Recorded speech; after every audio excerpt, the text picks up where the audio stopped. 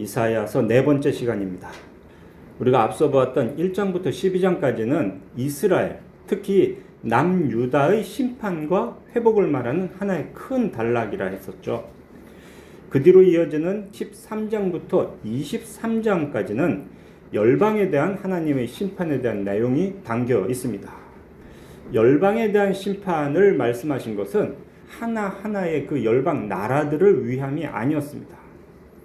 열방과의 관계 속에서 하나님의 백성으로서 정체성을 잃어버리고 있는 유다에게 분명한 경고를 주시는 말씀입니다. 하나님의 백성은 열방을 의지하지 말고 오직 이스라엘의 하나님 만군의 여호와를 의지해야 한다는 것을 알려주는 그런 말씀이 열방에 대한 경고의 말씀입니다. 그러한 열방에 대한 경고, 심판의 말씀 중에 오늘 우리는 구스에 대한 하나님의 말씀을 보고 있습니다. 구스라는 나라는 오늘날의 에티오피아라고 이해하시면 됩니다. 애굽, 이집트의 남쪽에 붙어있는 왕국입니다.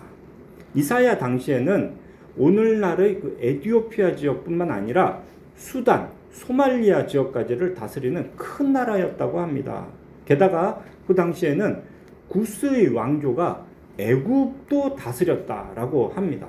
그래서 구스와 애굽은 이사야서를 보면 한 세트로 같이 늘 다루어집니다. 우리가 보고 있는 이 본문 앞뒤로도 그렇습니다. 18장에서는 구스에 대한 이야기가 나오죠.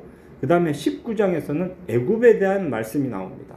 그런 다음에 20장을 보면 구스와 애굽을 함께 말씀을 하고 있습니다. 그렇게 18, 19, 20장 요 세 장이 하나의 단락을 이루고 있는 겁니다. 우리가 2년 전에도 이 이사야서를 전체를 다 묵상을 했었는데요. 당시에는 이 단락의 마지막인 20장을 본문으로 해서 구스와 애굽에 대한 경고의 종합적인 의미를 살펴보았습니다. 오늘은 이 단락의 제일 처음인 18장을 본문으로 해서 구스라는 이 한 나라에 집중을 좀 해보려고 합니다. 구스라는 이름이 성경에서 어떻게 시작되었나? 노아의 역사에 있습니다.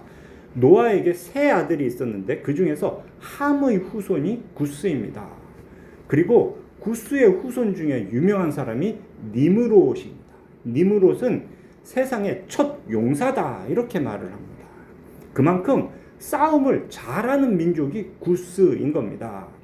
그런 민족적 배경을 염두에 두고 이 본문을 함께 보시는 겁니다. 18장 1절 슬프다라는 탄식으로 시작을 하죠. 이것은 이방에 대한 본문 13장부터 23장까지의 말씀 중에서 아주 특별히 예외적인 표현입니다. 이방, 열방에 대한 말씀은 대부분 이렇게 시작을 합니다. 뭐뭐 나라에 대한 경고의 말이다. 이렇게 경고라고 시작을 해요. 13장의 바벨론, 14장의 블레셋, 15장 모압, 17장 다메섹, 또 뒤에 나오는 19장의 애굽까지 전부 다 경고다라고 시작을 하는데 오늘 우리가 보는 이 구스에 대한 본문에는 경고라는 말이 없습니다. 대신 이렇게 시작을 하죠. 슬프다 구스의 강 건너편 날개치는 소리 나는 땅이여. 구스 땅을 보니 슬프다 이런 식입니다. 근데 여기서 슬프다라고 번역된 단어는 정확하게 하면 화로다라고 기억하시는 게 좋습니다. 이사야서의 이 단어는 다른 데서 대부분 화로다 이렇게 번역이 돼요. 5장을 보면 화 있을진저 이런 말이 6번이나 나오는데 그게 다 같은 단어의 번역입니다. 그리고 결정적으로 유명한 구절이 이사야 자신의 고백 6장 5절에 이렇게 돼 있죠. 화로다 나로 망하게 되었도다. 여기 이 화로다와 같은 단어인데 유독 이 구스에 대해서만 지금 슬프다 이렇게 번역을 했어요. 근데 이건 슬픈 게 아니고 화입니다. 슬프다와 화로다 이거는 느낌상 차이가 분명히 있죠. 슬프다 다음에는 그들에 대한 위로의 말씀이 나와야 됩니다. 화로다 다음에는 책망의 말씀이 나오는 거죠. 슬프다라고 번역을 하자면 이제 그 뒤에 나오는 구스가 좀 불쌍해 보여야 되는데 전혀 그런 이야기가 아닙니다. 어리석은 짓 하지 말라라는 책망의 말씀이 이어집니다. 그럼 무엇이 구스의 어리석은 행동인가? 당시 가장 위협적인 나라 아수르에 대항해서 주변 나라들과 힘을 합쳐서 연합군을 결성하려는 외교적 노력, 이 시도가 어리석은 짓이다. 그걸 말하면서 화로다. 이렇게 시작하는 겁니다. 자, 그런 어리석은 시도를 2절에서 이렇게 묘사하죠. 갈대 배를 물에 띄우고 그 사자, 민첩한 사절들을 수로로 보낸다. 라고요. 남유다가 구스로 사절단을 보낸 건지 아니면 반대로 구스가 남유다로 사절단을 보낸 건지는 이 문장만 봐가지고는 좀 결정하기가 쉽지 않습니다. 학자들 간에도 이게 반반 나뉩니다. 우리가 지금 누가 누구에게 사절단을 보내는가 이걸 좀 결정해야 되는데요. 그 뒤에 나오는 표현이 이렇게 돼 있죠. 강들이 흘러 나누인 나라로 가되 장대하고 준수한 백성 곧 시초부터 두려움이 되며 강성하여 대적을 밟는 백성이다. 이렇게 묘사한 게 바로 구스에 대한 표현입니다. 앞서 제가 구스가 용사다, 니므롯이 그 후손에 있다 이런 말씀을 드렸죠. 분명히 이 기록은 다 구스에 대한 정확한 표현이고요. 이게 또 당시의 관용적인 표현입니다. 마지막 7절에도 그냥 그대로 나오는 거예요. 구스라고 말하지 않고 똑같이 이렇게 말하죠. 강들이 흘러 나누인 나라에 장대하고 준수한 백성 곧 시초부터 두려움이 되며 강성하여 대적을 밟는 백성. 그냥 구스라고 말하면 될 걸 이런 관용적인 표현으로 말을 하고 있는 거예요. 용사라고 불렸던 니므롯이 구스의 후손이라는 것을 생각하면 이런 표현이 분명하게 구스에 대한 묘사다라는 거는 우리가 이해를 할 수가 있어요. 그러니까 역시 이 18장의 어떤 내용상의 주인공은 구스인 게 분명합니다. 게다가 이 18장이 들어있는 13장부터 23장까지의 전체 흐름이 다 유다에 대한 말이 아니었던 거죠. 열방에 대한 책망, 경고라는 큰 단락 안에 이 이야기가 들어있습니다. 그러니까 슬프다 또는 화로다 이렇게 탄식한 건 분명 구스에 대한 탄식이고요. 그러니 사절단 보냈던 거 그거 그만둬라 라고 하는 명령도 분명 구스에게 주신 명령이다. 이렇게 보는 것이 좋겠습니다. 그러니 민첩한 사절들아 구스에게 가라 라는 말은 니네가 파송했던 외교 사절들 다 본국으로 소환시켜라. 더 이상 외교적인 노력하지 마라. 요런 하나님의 명령으로 이해하시면 됩니다. 자, 그렇게 외교적 노력을 통해서 연합군을 구성하는 대신에 그 나라 구스가 해야 할 일은 3절에 이렇게 기록되어 있죠. 세상의 모든 거민 지상에 사는 너희여 산들 위에 기치를 세우거든 너희는 보고 나팔을 불거든 너희는 들을지니라 라고. 어떤 일이 일어나면 그거나 똑바로 보라고, 어떤 소리가 들리면 그거나 잘 들으라 라고 말을 하죠. 산들 위에 기치가 세워진다. 깃발이 올라선다. 그리고 나팔 소리가 크게 울리는 것. 이것은 전쟁에 승리했다라는 것을 알려주는 표시입니다. 지금 연합군을 구성해서 싸우다가 전쟁에 승리했다면 이해가 되는데 연합군을 구성하는 그 일을 하지 말라 해놓고는 아수르와 싸우는 일을 너희는 그만두라 라고 하시고는 이렇게 전쟁에 이기는 걸 보거든 이라고 말씀하시면 도대체 이 전쟁은 누가 싸우는 걸까요? 바로 하나님께서 천사들을 이끌고 직접 싸워서 승리한다라는 것을 보여주는 표현입니다. 이것은 바로 앞에 17장 12절부터 14절에서 이미 말씀하신 내용과 똑같습니다. 17장 12, 13절 보면 아수르의 수많은 군사가 다른 나라를 공격하는 모습이 마치 파도가 치는 것 같고 큰 물결이 몰려오는 것 같았다라고 말을 하죠. 그런데 그처럼 많은 아수르의 군사들이 결국 어떻게 되느냐? 13절 주께서 그들을 꾸짖으시리니 그들이 멀리 동망함이 산에서 겨가 바람 앞에 흩어짐 같겠고 폭풍 앞에 떠도는 티끌 같을 것이라. 보라, 저녁에 두려움을 당하고 아침이 오기 전에 그들이 없어졌도다. 앞으로 하나님께서 하실 일을 미리 말씀해 주는 예언입니다. 14절 끝을 보면 이는 우리를 노력한 자들의 몫이요 우리를 강탈한 자들의 보응이니라 이렇게 말하죠. 쉽게 말하면 이런 겁니다. 우리 하나님의 백성을 괴롭히면 결국 하나님의 손에 멸망한다. 17장에 이미 이런 예언들이 먼저 주어졌단 말이에요. 그리고 그 내용은 똑같이 슬프다, 달리 말하면 화로다라는 말로 시작을 했어요. 그리고 이어지는 화로다가 구스에 주는 말이거든요. 앞으로 이런 일들이 반드시 이루어질 겁니다. 그 내용을 알고 우리는 이 하나님께서 구스에게 주시는 말을 들어야 되는 겁니다. 핵심이 뭐냐? 전쟁은 우리에게 속한 것이 아니라는 거예요. 전쟁은 오직 하나님께 속한 것입니다. 역대하 20장 15절에 이런 말씀이 있습니다. 야하시엘이 이르되 온 유다와 예루살렘 주민과 여호사밧 왕이여 들을지어다. 여호사밧 왕은 유대에서도 앞쪽에 있었던 왕입니다. 여호와께서 이같이 너희에게 말씀하시기를 너희는 이 큰 무리로 말미암아 두려워하거나 놀라지 말라. 이 전쟁은 너희에게 속한 것이 아니요 하나님께 속한 것이니라. 이스라엘의 하나님은 언제나 자기 백성 이스라엘을 위해 싸우셨습니다. 모세 때는 애굽을 홍해에 수장시키셨고요. 여호수아 때는 여리고성을 무너뜨리셨습니다. 기드온의 때에는 미디안을 물리치셨고 여호사밧 때는 모압과 암몬으로부터 이스라엘을 구원하셨습니다.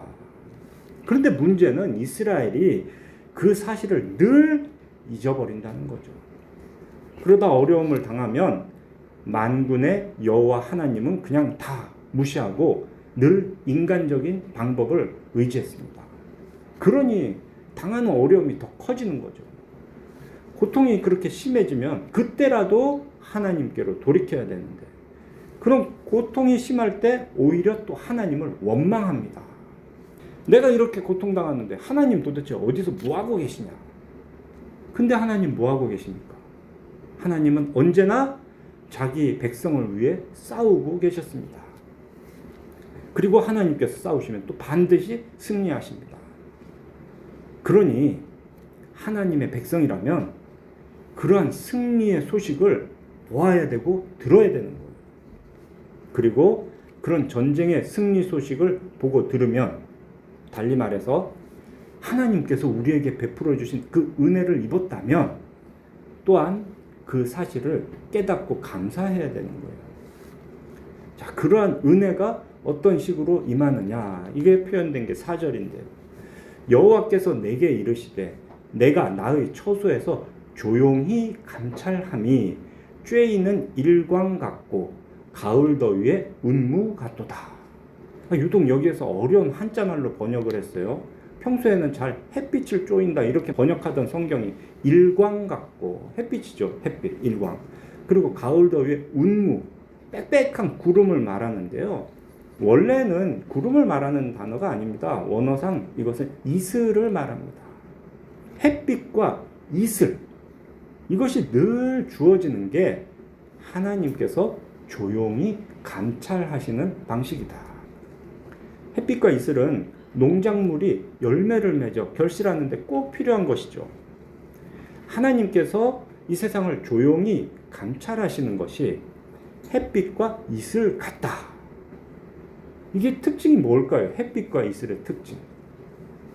악한 자나 선한 자나 동일하게 하나님께서 그들에게 은혜를 베풀어 주시는 것. 이게 햇빛과 이슬, 다르게 하면 햇빛과 비였습니다. 그 원리를 지금 말해주고 계신 거예요. 그게 조용히 감찰하시는 하나님의 일하는 방식입니다. 우리 생각은 좀 다르죠. 우리 생각에 악한 자는 처음부터 싹을 잘라 죽여야 되죠. 그리고 하나님이 선한 자들만 살려주시면 좋겠죠. 그런데 하나님의 뜻은 그렇지 않다는 거예요. 누구에게나 생존에 필요한 가장 기본적인 은혜는 베풀어 주십니다. 알곡이든 가라지든 일단 심겨졌으면 자라게 하시는 분이 하나님이세요. 그러다가 5절의 말씀대로 추수하기 전에 꽃이 떨어지고 포도가 맺혀 익어갈 때가 되면 조치를 취하십니다. 이거 이해하시겠어요? 추수하기 전에 꽃이 떨어지고 포도, 열매가 맺혀 익어간다는 거. 제가 뒤에서 토마토를 키우다 보니까 이걸 잘 알겠더라고요. 처음에는 그 가지 끝에 꽃이 핍니다. 그리고 그 꽃 아래로 조그맣게 씨방이 맺혀요. 그러다가 그 씨방이 점점 굵어지면 폈던 그 꽃은 시들어서 그냥 똑 떨어집니다. 그때부터 햇빛을 쬐고 빗물을 받아서 열매가 연그러가고요. 이제 금방 따서 먹을 만큼 열매가 커지는 거예요. 포도도 그렇고 고추와 가지도 그렇고 블루베리도 똑같더라고요. 그렇게 수확할 때가 되면 하나님이 뭔가 조치를 하신다. 지금 여기서는 이렇게 말씀하시죠. 낫으로 그 가지를 찍어버린다라고, 잘라버려, 없애버린다는 거죠. 아수르가 그런 열매와 같은 겁니다. 아수르가 유다를 비롯해서 여러 나라들을 침략하여 약탈할 때 당장은 개입하지 않으시고, 그때 하나님이 뭘 하시냐? 다만 잠잠하게 지켜보시는 거예요. 조용히 감찰하십니다. 왜 그러실까? 하나님이 뭘 할 수 있는 능력이 없어서가 아닙니다. 또 고통당하는 자기 백성들을 사랑하지 않으셔서도 아닙니다. 조용히 감찰하시다가 가만히 보고 계시다가 하나님의 때가 되면 그것을 심판하시는 겁니다.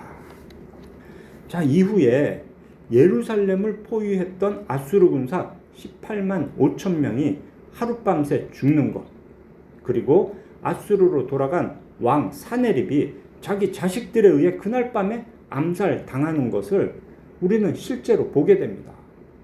지금까지 말씀하신 그 하나님의 일이 이루어지는 것이죠. 하나님의 때가 있고 하나님의 뜻이 있는 겁니다. 그런데 어리석은 인간, 우리는 그 하나님의 뜻을 다 알 수가 없어요.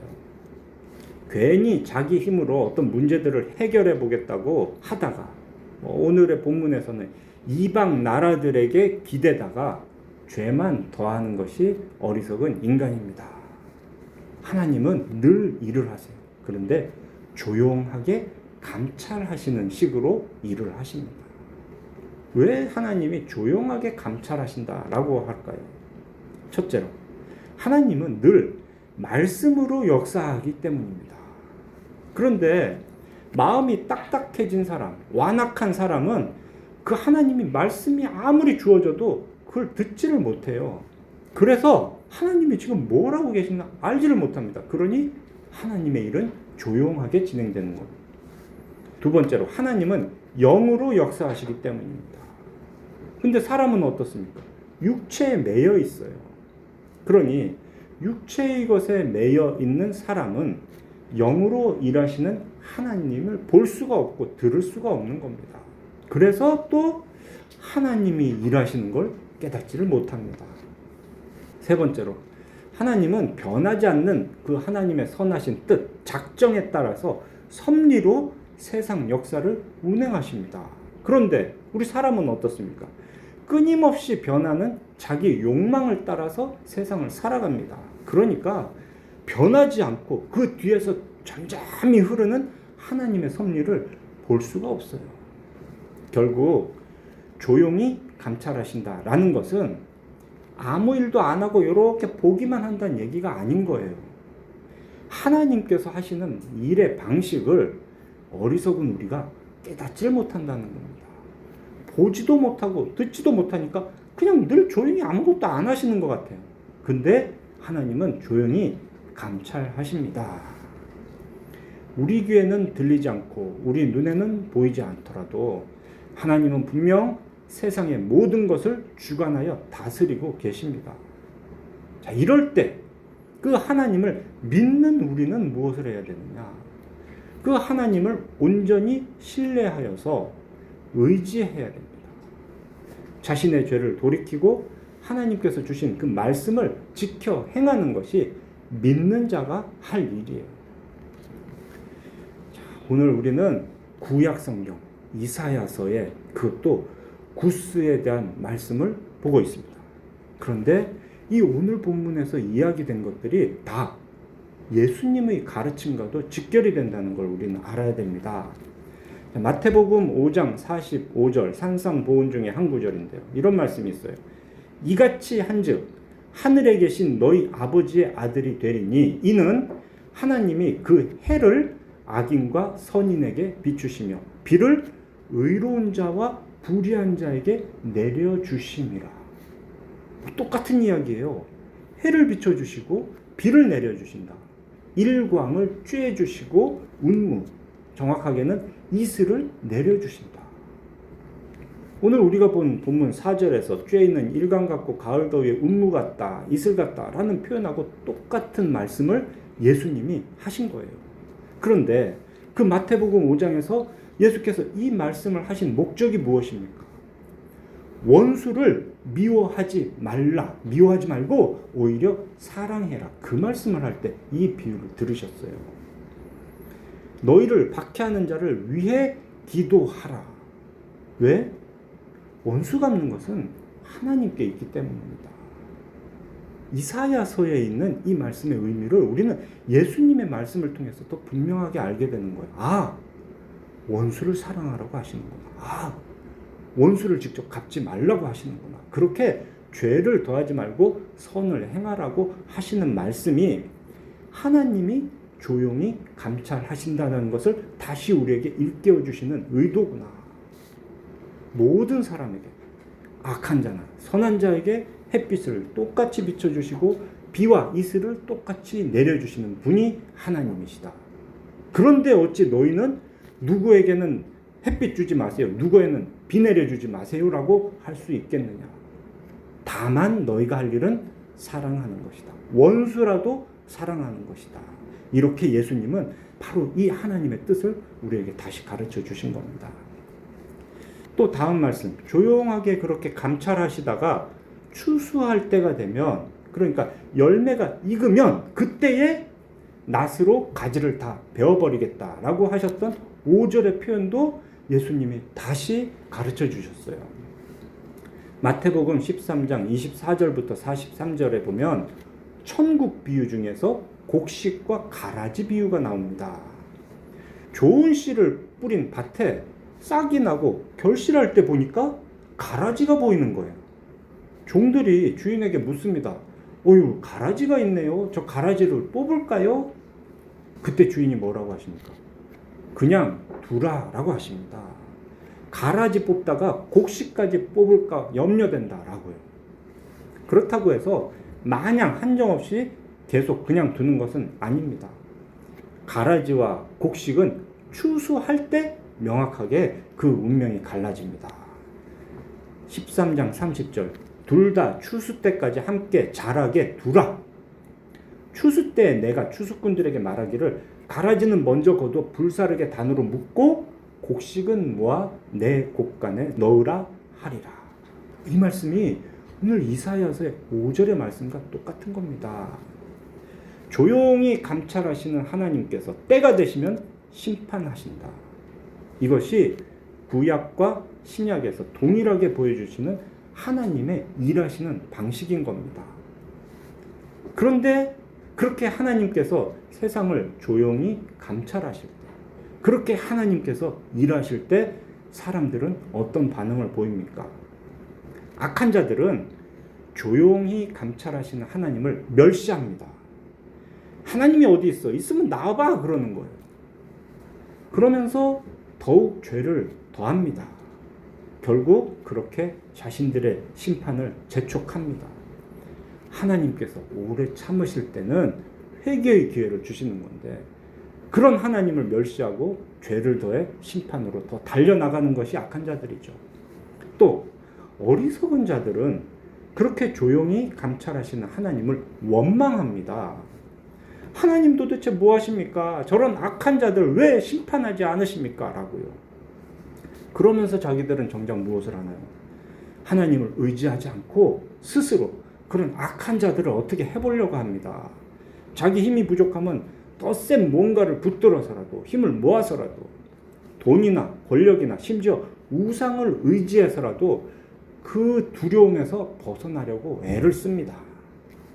어리석은 자들도 역시 그렇게 죄를 더함으로 심판을 재촉합니다. 그렇다면 믿음의 사람은 어떤 태도를 가져야 할까요? 세상에서 일어나는 일들, 악한 자들의 행태에 대해서 두려워하지도 말고 염려하지도 말아야 합니다. 오직 이 모든 것을 보고 계시며 마지막이 되면 그 악한 자를 반드시 심판하시는 하나님을 의지해서 늘 말씀에 따라 행하고 기도하는 것이 믿는 자들이 취할 태도입니다. 자, 그럼 말씀에 따라 행하는 것의 대표적인 것이 무엇입니까? 그게 바로 서로 사랑하는 것입니다. 원수까지도 사랑하는 것입니다. 악을 처단하겠다고, 내가 원수를 갚겠다고 덤비면 우리 자신이 결국 죄를 더하는 것밖에 안 됩니다. 그것이 예수님의 비유에서 가라지를 뽑으려다 곡식을 뽑아버리는 일을 만드는 겁니다. 그래서 기다려야 돼요. 추수 때까지 기다려야 합니다. 그 추수 때까지는 똑같이 곡식이든 가라지든 햇빛이 비춰요. 똑같이 비와 이슬을 하나님은 그들에게 내려주십니다. 그 기간을 우리는 기다려야 됩니다. 하나님께서 심판하실 때까지. 이런 말씀을 들을 때 여러분들은 또 어떤 생각을 하시나요? 나는 햇빛과 이슬을 받는 게 당연하다. 그런데 남들에게는 햇빛과 이슬이 아깝다. 이런 생각 하십니까? 참된 믿음의 사람은 결코 나는 구원받는 것이 당연하다라고 말할 수 없습니다. 그저 나 같은 죄인도 하나님이 택하셔서 구원해 주신 은혜가 한없이 감사할 뿐입니다. 참된 믿음의 사람은 결코 다른 사람에게 가는 은혜는 부당하다라고 여길 수 없습니다. 나는 그들보다 더 악한 자라는 것을 잊지 말아야 할 뿐입니다. 오늘 본문 마지막이 어떻게 끝납니까? 7절, 구스 사람들이 만군의 여호와께 드릴 예물을 가지고 만군의 여호와의 이름을 두신 곳 시온산에 이르리라. 구스에 대한 말씀이 이렇게 끝이 난단 말이에요. 이것은 우리가 제일 첫 번째 설교 2장 2절에서 보았던 그 하나님의 말씀과 똑같은 거예요.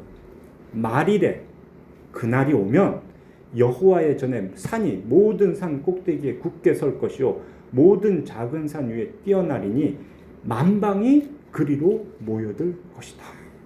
온 물길이 바다로 흘러가듯이 그렇게 만방이 다 여호와의 전으로 모여들 겁니다.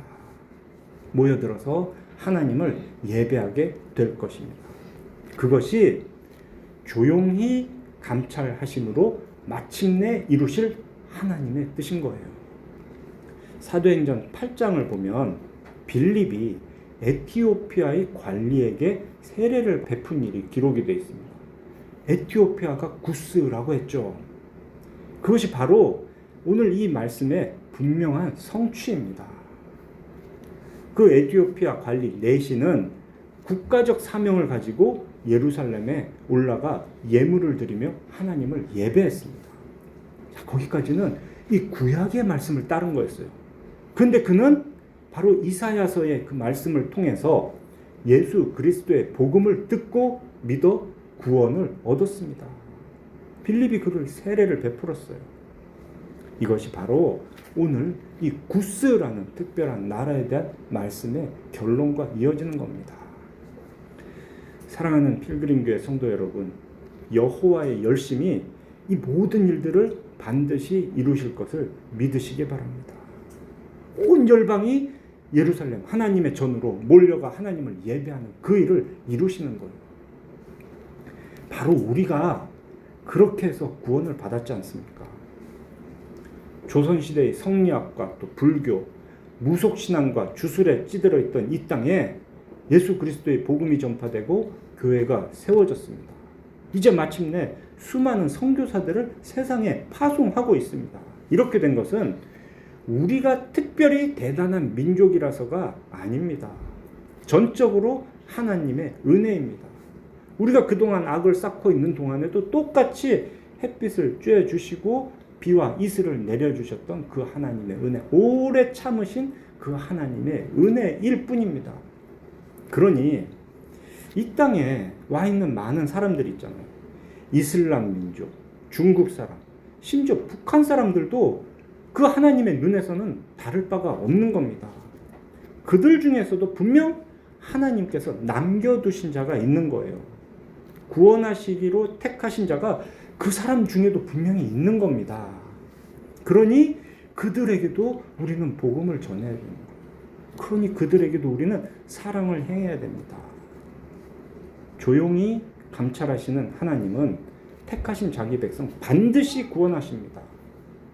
또한 조용히 감찰하시는 하나님은 악한 자는 반드시 심판하십니다. 다만 그때까지는, 그 심판의 날, 구원의 날까지는 누구에게나 똑같이 은혜를 베풀어 주셔서 살게 해주십니다.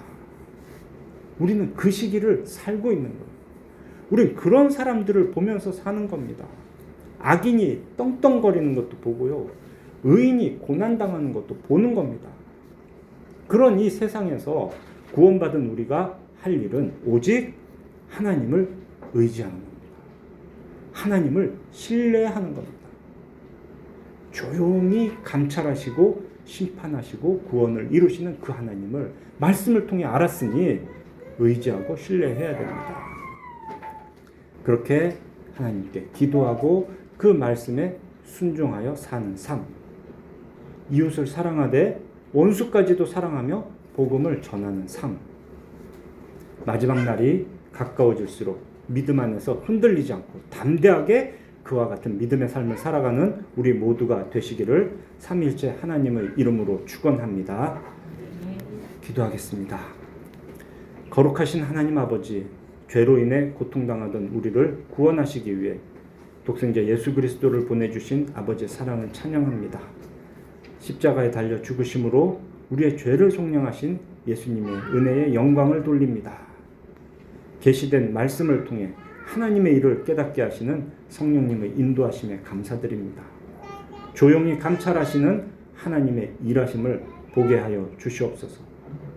늘 우리를 돌보시고 반드시 악인을 심판하시는 하나님만을 의지하여 담대하게 이 땅을 살아가게 해 주시옵소서. 감사드리며 예수 그리스도의 이름으로 기도합니다. 아멘.